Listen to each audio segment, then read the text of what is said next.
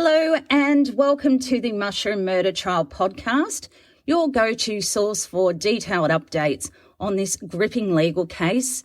I'm Lisa, your host and podcaster, who's been tracking this case since 2023. The jury was given a day off today, Monday, so the court could deal with a few administrative issues relating to the trial. Tomorrow, hearings will proceed as scheduled in the Supreme Court of Melbourne, the Supreme Court of Victoria in Morwell. But before we dive into the rest of our news, don't forget to sign up for the newsletter, mushroommurdertrial.com, and make sure you subscribe to this podcast, please. That way you won't miss a thing. Now to the formalities before we move on to what unfolded in court.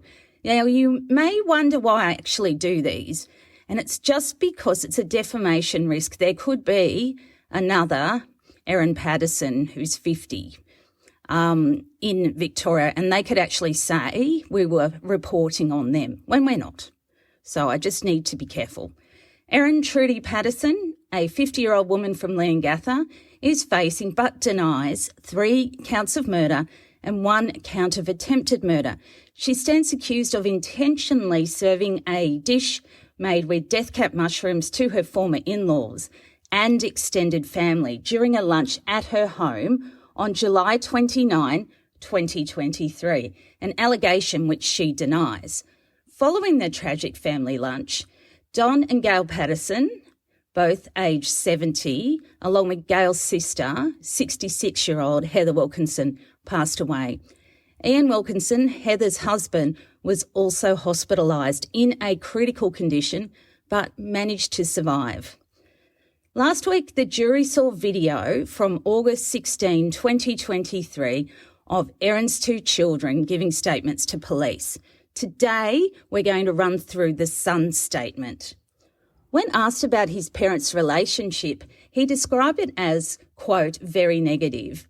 The son said Erin and Simon Patterson, quote, had a few arguments.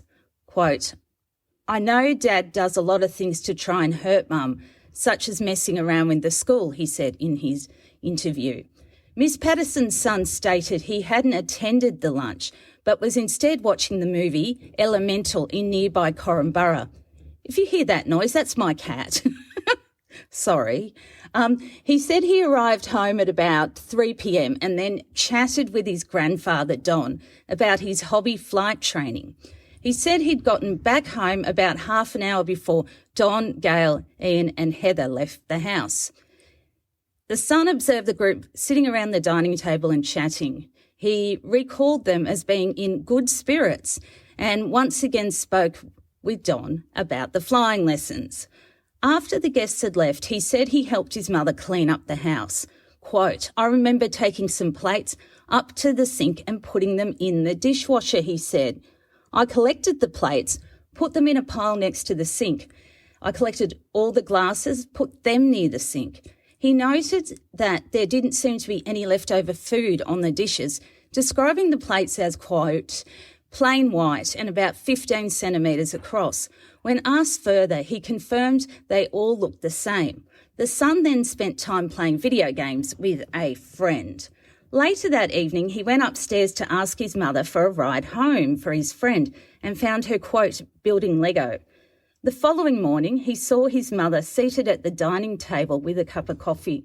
Mum said she was feeling a bit sick and had diarrhoea. She said she woke up a few times through the night to go to the toilet, he recalled. She wasn't feeling well. She said she was feeling dizzy. He observed that she was more subdued than usual and suspected she might have been downplaying how unwell she was. They skipped church that day as Erin did not want to risk infecting others, but she still encouraged him to attend his flight lesson. Quote, around 11:30am, I came out to Mum to ask if she's still okay for the flying lesson, just to assure her if it was okay if we didn't go. They set off for Tayab, that afternoon, but the lesson ended up being cancelled due to poor weather at the last minute. They didn't make any bathroom stops along the way, but returning home, Ms. Patterson quickly headed inside. She raced back to the front door and said, "I need to go to the toilet," he recounted. That evening, she told her children they'd be having the leftovers from the previous day's lunch. He remembered the meal: beef, mashed potatoes and green beans.